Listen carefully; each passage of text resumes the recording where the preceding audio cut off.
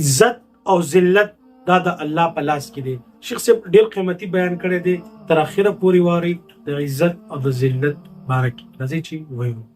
د الله په نظر کې یو انسان بې عزته شو او د الله په نظر کې بې قدره شوې، نو تا ګټلي څه دي؟ موږ څومره کوشش کوو چې د علاقې د مشرانو په مخ کې موږ څه شو؟ عزتمن شو. باچا صاحب زموږ صفت وکړي، مولوي صاحب زموږ صفت وکړي، مفتي صاحب په سترګو کې زه غټ سړی شم، د پلاني خان په سترګو کې زه غټ سړی شم. نو یو سړی د الله په نظر کې سپک شي، څومره غټ عذاب دی.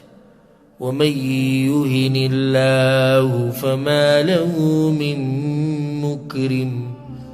او الله چې بې عزته کړي او ذلیله کړي، نو څوک له عزت نشي ورکولی. دغه شان د ګناهونو یو عذاب دا دی چې عزت به دنه الله واخلي د مخلوق په مخ کې. خو موږ وایو چې د خالق په نظر کې به ته څه شي؟ بې عزته بې قدره به شي، خو د مخلوق په منځ کې به هم بې عزته شي، قدر به دې څوک نه کوي.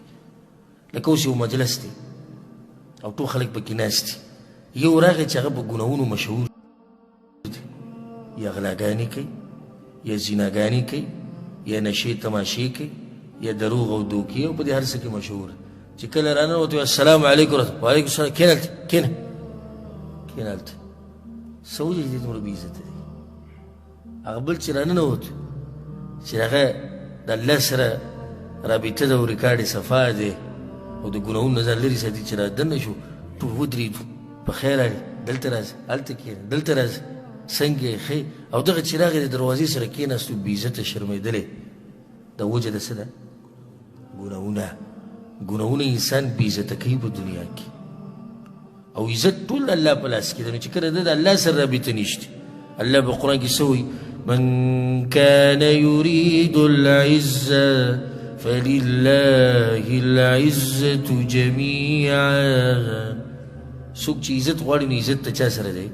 عزت ټول الله سره. چې هغه الله سره دې رابطه نه وي، نو عزت به تا ته د کوم ځای نه میلاو شي. دغه شان د ګناهونو یو سزا دا ده په دنیا کې، او وخت لږ پاتې دی، زه به یو څو نورې ذکر کړم. د ګناهونو یو سزا په دنیا کې هغه دا ده چې دا د انسان د زړه نه غیرت ختموي. ګناهونه د انسان نه غیرت ختموي.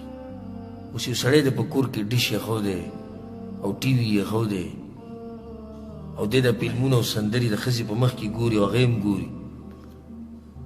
تاسو وایئ چې ده په زړه کې غیرت شته؟ نشته، غیرت ختم دی، تللی دی، وتی دی. دا کوم کس چې دا بېدینه وایي یاره دا پلانی و ډېر سخت مزاجه دی، دومره سختي خو هم نه ده په کار. ولې څه سخت مزاجي کړې ده؟ وایي نه کور کې ډش پرېږدي او نه ټي وي پرېږدي او نه فلمونه او نه سندرې، هر څه بند کړي. او ښځې ته وایي چې پلاني مارکېټ ته به نه ځي او هلته به نه ګرځي او دا لباس به نه اچي. سخت مزاجه، دا سخت مزاجه نه، دا غیرتمند دی. او ده ته وایه تا نه خو ګناهونو غیرت ختم کړی دی، ګناهونو تا نه غیرت ختم کړی دی. نو ګناهونه، د ګناهونو یو سزا دا ده چې د انسان نه غیرت ختموي. دغه شان د ګناهونو یو سزا دا ده چې د انسان نه حیا ختموي.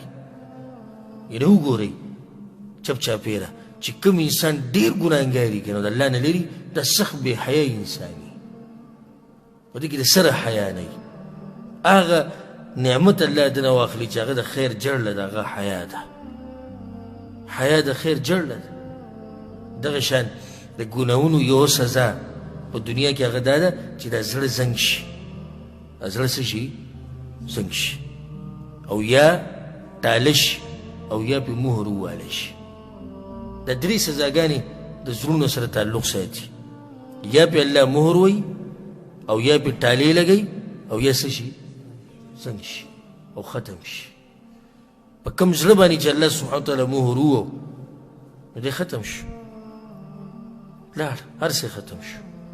او کوم سړي په زړه باندې چې الله ټالې ووالي، افلا يتدبرون القرآن ام على قلوب اقفالها.